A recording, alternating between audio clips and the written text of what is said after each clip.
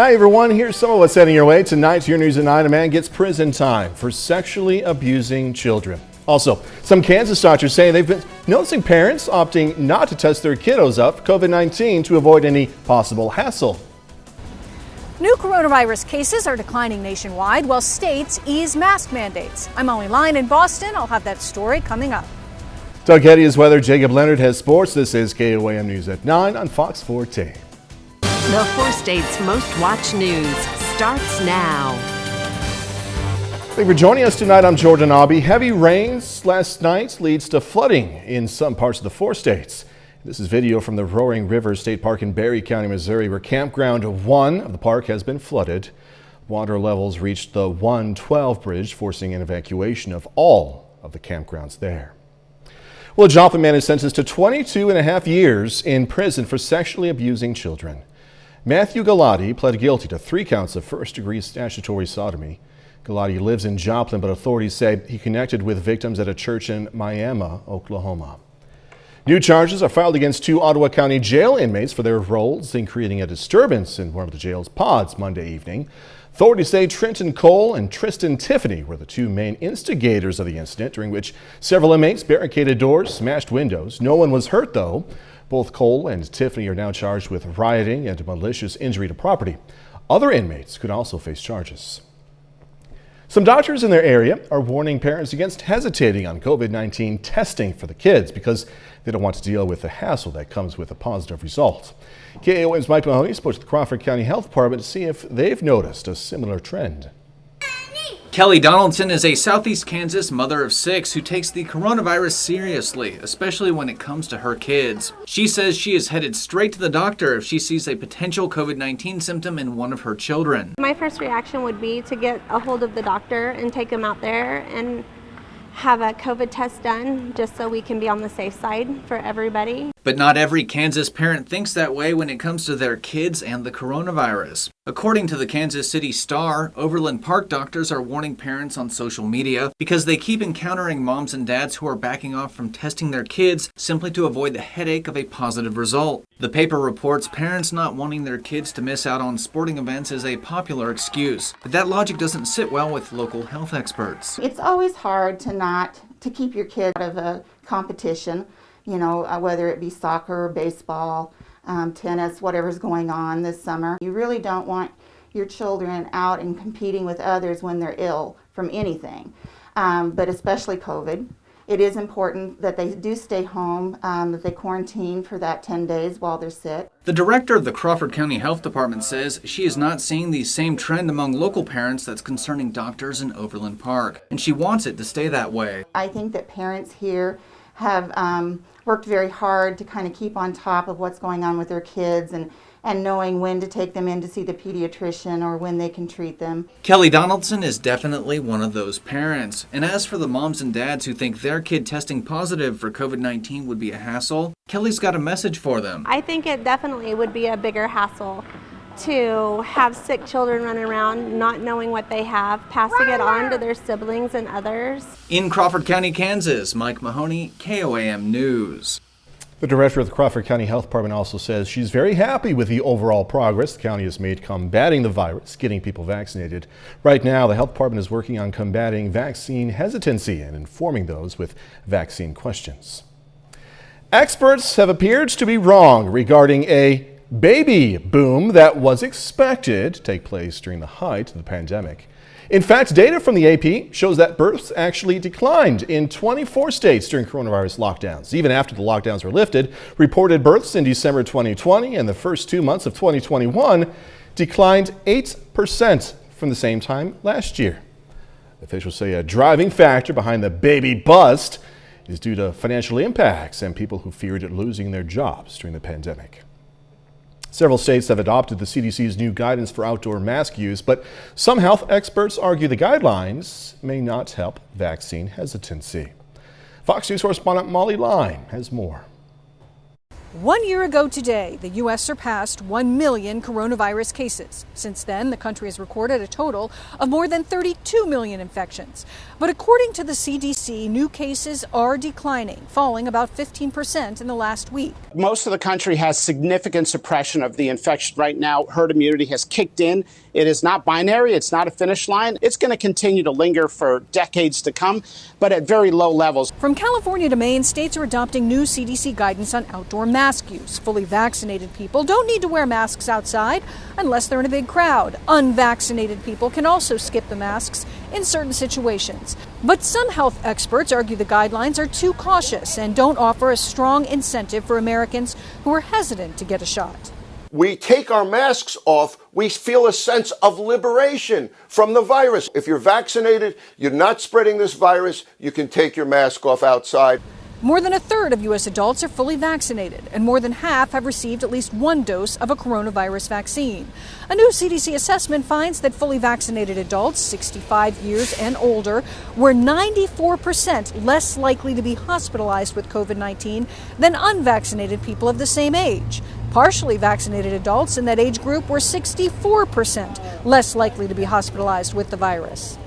The CDC assessment focused only on those adults who received Pfizer's or Moderna's vaccine. In Boston, Molly Line, Fox News.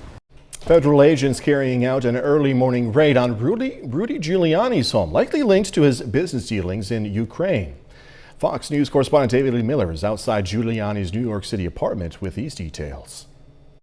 Federal investigators have executed a search warrant on Rudy Giuliani's New York City residence.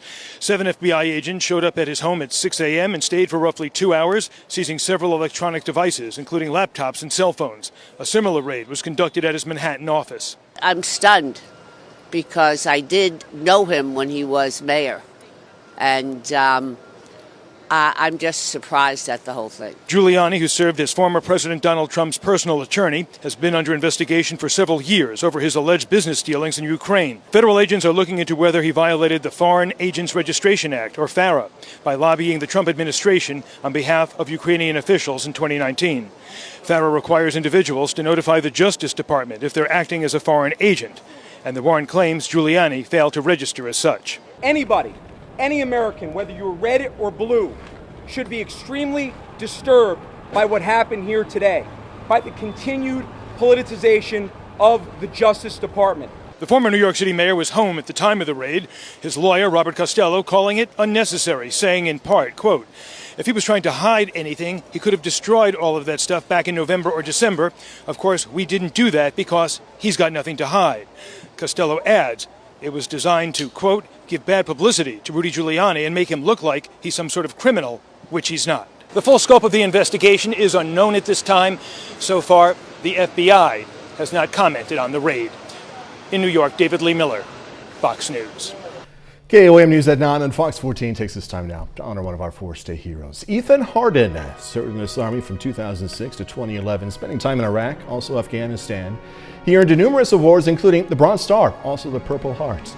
We are proud to thank and salute Sergeant Ethan Hardin, tonight's four-state hero.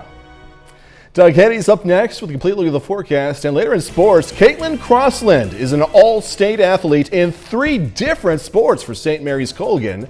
Going to have our story with one of the best to suit up for the Panthers in sports.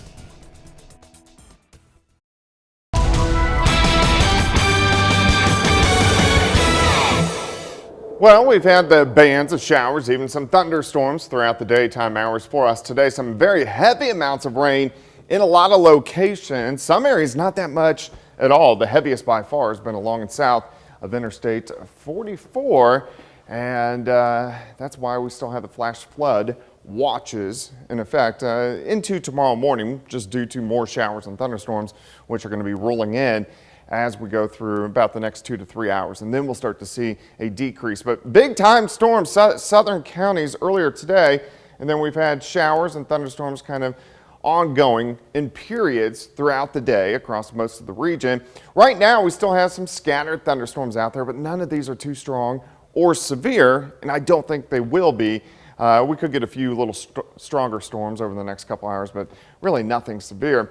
You can see a few batches where you're seeing the yellows. That's showing us some stronger storms and rain just to the north of Pittsburgh, south of Fort Scott, over toward Nevada, and then again northeastern parts of Oklahoma, back through northwestern Arkansas, which has had a ton of rain over the past 24 hours. Zooming into the metro, not a whole bunch going on. One little cell just to the west of Baxter, and then just to the west of Miami, and then also just to the north of Neosho. But besides that, it's mainly just kind of moderate showers. We are getting close to the back edge of this storm system. You can see the back edge of the rain really in our very far western counties. So this batch will continue to roll through, and then we'll start to dry out a bit as we head into Thursday. Look at the rain though. Heaviest rain mainly from last night. Benton County into Berry County, really along and south of I-44, quite a bit of rain. There are parts in southeastern Kansas that have only had about 1/10 of an inch of rain. It's been kind of spotty over the past 24 hours. Let's go through time. Here's 1 a.m., kind of the back edge with some showers and thunderstorms. Again, a couple of these could be a little bit stronger, and then most of these are gone by 3 or 4 o'clock in the morning. We're still going to have the clouds sticking around into the morning hours. Then as we work through the day, we'll start to see sunshine peeking back out, which is always going to be nice. Looking outside, time lapse for you. Indigo Sky Casino and Resort, of course, just outside of Seneca, Missouri. Temperatures, most of us low to mid 60s, and then once you get into our southern counties, still upper 60s. This storm system kind of being stretched apart. We have this kind of northern branch and southern branch, and the southern branch is going to kind of hang out across southwestern parts of the U.S. as we go through the next couple days. So we're going to see pretty nice weather, but eventually we'll kind of lift back in late in the weekend into early next week, and that's going to give us chances for showers and thunderstorms once again by the time we head into Sunday, also into Monday. So your forecast for tomorrow will start at 59. A lot of clouds. We'll break out, see partly sunny skies, 66 by noon, then a high temp right around 70 degrees. So it actually looks like it will be a pretty good day. Warming up even more on Friday, 74, 76 on Saturday. Then those chances for thunderstorms on Sunday and Monday. Jordan?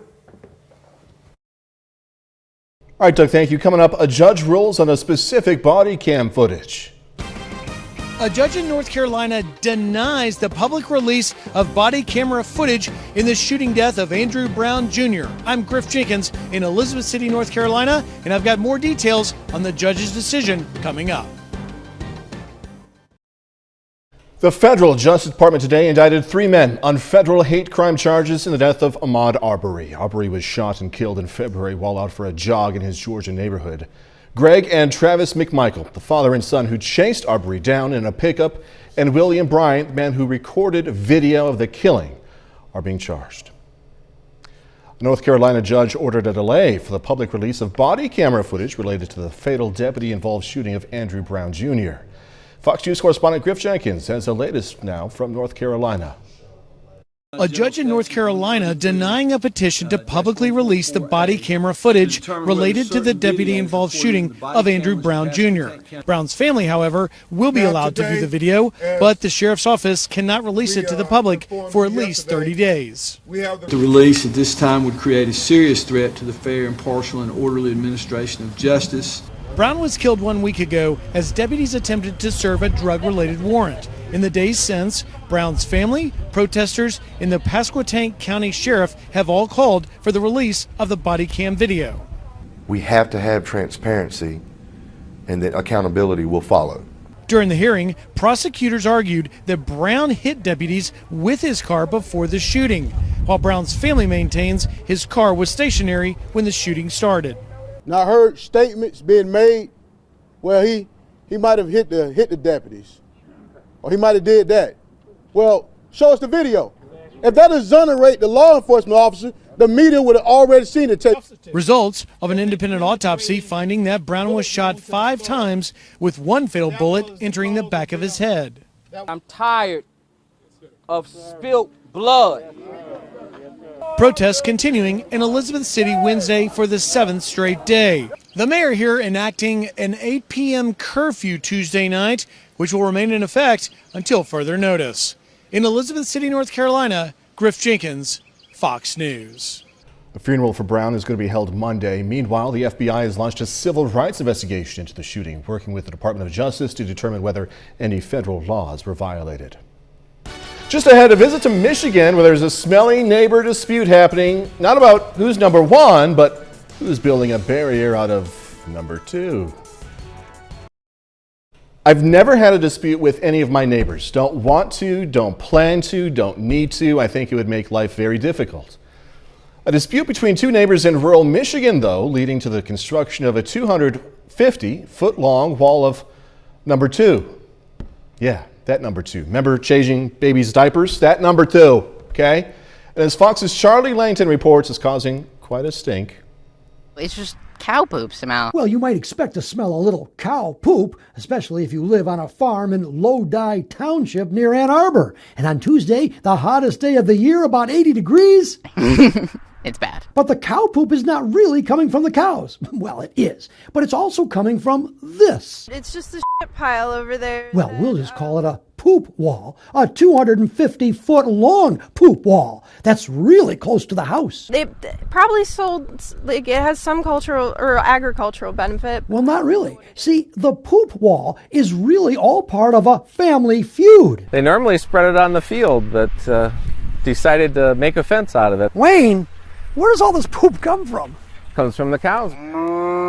And that would be where Wayne's grandfather, Edward Lamberth, developed the farm 100 years ago. Edward had two sons, Owen and Raymond, and then the property was divided.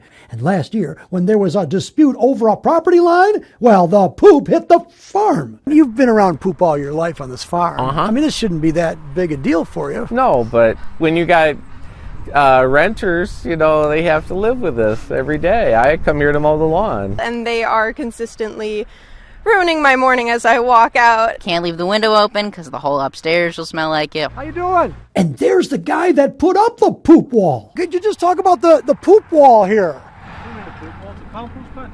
Yeah, but Wayne doesn't like it though. I guess he wanted to go back to planting the corn. Now, Wayne has tried to do something about the poop wall, but local and state officials said no. Wayne might be complaining about the poop, but I think it's totally legal. The poop's on this guy's property, not Wayne's. Poop, poop, poop, poop, poop, yes. Oh, I just got a good whiff of it. Yep, and once it gets warmed up, it's like you can smell it all the way. Oh. That's better. Yeah, definitely. In Lodi Township, near Ann Arbor, Charlie Langton, Fox 2 News.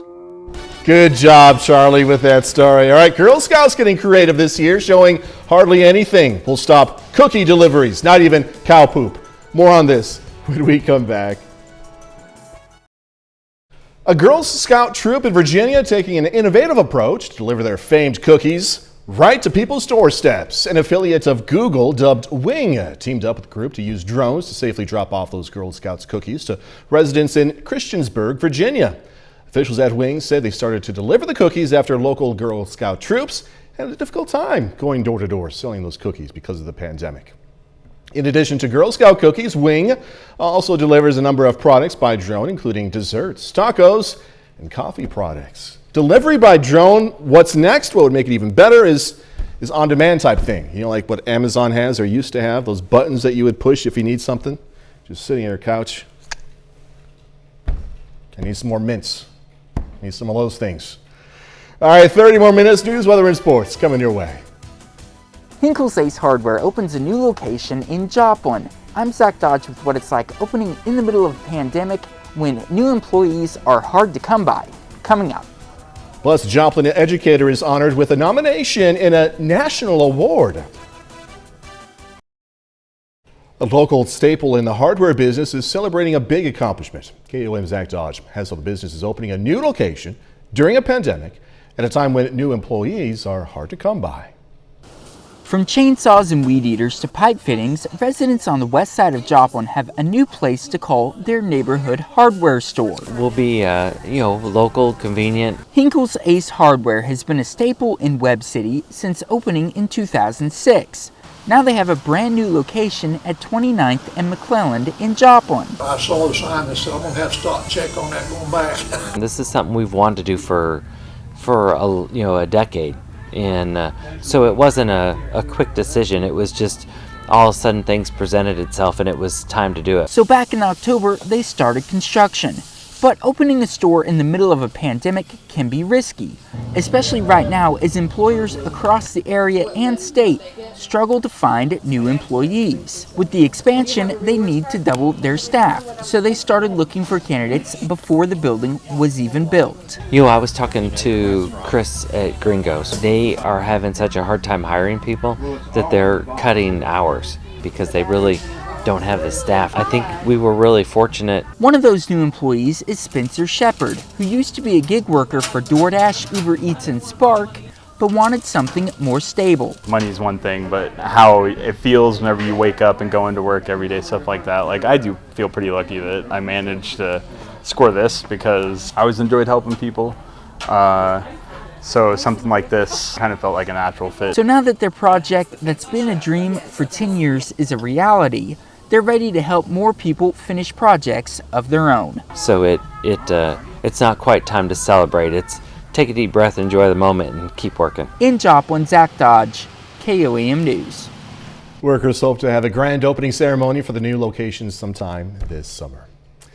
Work officially gets underway for new housing for the Eastern Shawnee tribe in Seneca, Missouri. A tree right there was planted at the site as the project got underway. Glenna Wallace, chief of the Eastern Shawnee tribe, says the new project has already generated a lot of interest. Oh, again, people are excited, and we have far more applicants than we're going to have houses, and so that indicates that there's definitely a need, and that's what we're always trying to do, is to determine the needs in our tribe and to be able to work toward and fill those needs. And so, tribal leaders say the project will bring 12 more houses to the area. The American Red Cross is looking for virtual disaster response volunteers. The organization held a virtual meeting today to go over the required training and duties for the position. Officials say virtual responders are going to record vital information, set people up with a caseworker, also give people hope, important hope during times of crisis. Pride in giving back to the community, and plus the gratitude that the clients show for having this immediate response after they've had a disaster in their home, if it's a home fire. Officials say it requires 12 hours of training, which can be done at your own schedule. A Joplin educator right there is honored as a Life Changer of the Year. The school district today surprised Johanna Day with the news that she was a finalist for the award from the National Life Group. Day is a counselor at Joplin High School. She was nominated by Superintendent Melinda Moss, who highlighted her commitment to students. Just that I wish them the best, and I know they can accomplish whatever they want to as long as they put their mind to it. Okay. We all have deficits, we all have our strengths, and then we all have deficits, and don't let those deficits pull you down, because you can pull those deficits up. Oh, that's neat. Congratulations. Now, if she wins, Day is going to get cash prizes for her and her school, as well as an all-expense paid trip for two to a private island. Pittsburgh High School student today signed his letter of intent to attend the U.S. Naval Academy. Joseph Lee signed the commitment to attend the academy in Annapolis, Maryland on July 1st. Me obviously being an American and living in the States, it's one of those things where I felt like I needed to contribute that to a country that has given so much to me. And going to a service academy not only helps me to continue my educational career, but also to pledge allegiance to my country as well. Congratulations, Joseph. Lee says he wants to become an orthopedic doctor or surgeon. As the coronavirus pandemic eases, heads up, drivers may see a summer gas shortage. Concerns are rising as vaccinated Americans enter travel season by hitting the roads. According to the National Tank Truck Carriers, there's a low number of tanker truck drivers needed to deliver the gas to stations as demand for fuel dried up because of the pandemic-related shutdowns.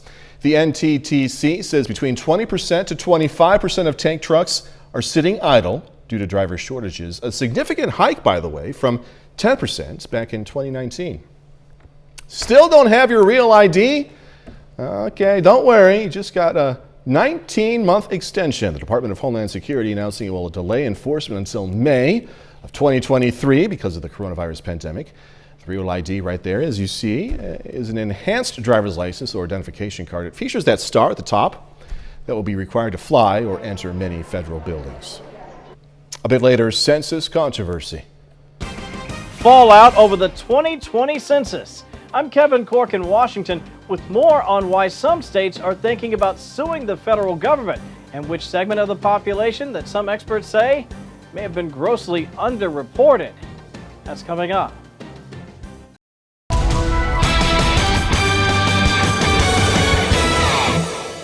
Well, we've had the bands of showers, even some thunderstorms throughout the daytime hours for us today. Some very heavy amounts of rain in a lot of locations. Some areas not that much at all. The heaviest by far has been along and south of Interstate 44. And that's why we still have the flash flood watches in effect into tomorrow morning, just due to more showers and thunderstorms, which are going to be rolling in as we go through about the next 2 to 3 hours. And then we'll start to see a decrease. But big time storms, southern counties earlier today. And then we've had showers and thunderstorms kind of ongoing in periods throughout the day across most of the region. Right now, we still have some scattered thunderstorms out there, but none of these are too strong or severe, and I don't think they will be. We could get a few little stronger storms over the next couple hours, but really nothing severe. You can see a few batches where you're seeing the yellows. That's showing us some stronger storms and rain just to the north of Pittsburgh, south of Fort Scott, over toward Nevada, and then again northeastern parts of Oklahoma, back through northwestern Arkansas, which has had a ton of rain over the past 24 hours. Zooming into the metro, not a whole bunch going on. One little cell just to the west of Baxter, and then just to the west of Miami, and then also just to the north of Neosho. But besides that, it's mainly just kind of moderate showers. We are getting close to the back edge of this storm system. You can see the back edge of the rain really in our very far western counties. So this batch will continue to roll through, and then we'll start to dry out a bit as we head into Thursday. Look at the rain though. Heaviest rain mainly from last night. Benton County into Berry County, really along and south of I-44, quite a bit of rain. There are parts in southeastern Kansas that have only had about 1/10 of an inch of rain. It's been kind of spotty over the past 24 hours. Let's go through time. Here's 1 a.m., kind of the back edge with some showers and thunderstorms. Again, a couple of these could be a little bit stronger, and then most of these are gone by 3 or 4 o'clock in the morning. We're still going to have the clouds sticking around into the morning hours. Then as we work through the day, we'll start to see sunshine peeking back out, which is always going to be nice. Looking outside, time lapse for you. Indigo Sky Casino and Resort, of course, just outside of Seneca, Missouri. Temperatures, most of us low to mid 60s, and then once you get into our southern counties, still upper 60s. This storm system kind of being stretched apart. We have this kind of northern branch and southern branch, and the southern branch is going to kind of hang out across southwestern parts of the U.S. as we go through the next couple days. So we're going to see pretty nice weather, but eventually we'll kind of lift back in late in the weekend into early next week, and that's going to give us chances for showers and thunderstorms once again by the time we head into Sunday, also into Monday. So your forecast for tomorrow will start at 59. A lot of clouds. We'll break out, see partly sunny skies, 66 by noon, then a high temp right around 70 degrees. So it actually looks like it will be a pretty good day. Warming up even more on Friday, 74, 76 on Saturday. Then those chances for thunderstorms on Sunday and Monday. Jordan? All right, Doug, thanks so much again. Coming up in sports, Fort Scott and Pittsburgh meeting on the diamond in an SEK rivalry game, plus Fort Joplin student athletes signing to continue their careers in college. Jacob Leonard has that and more next.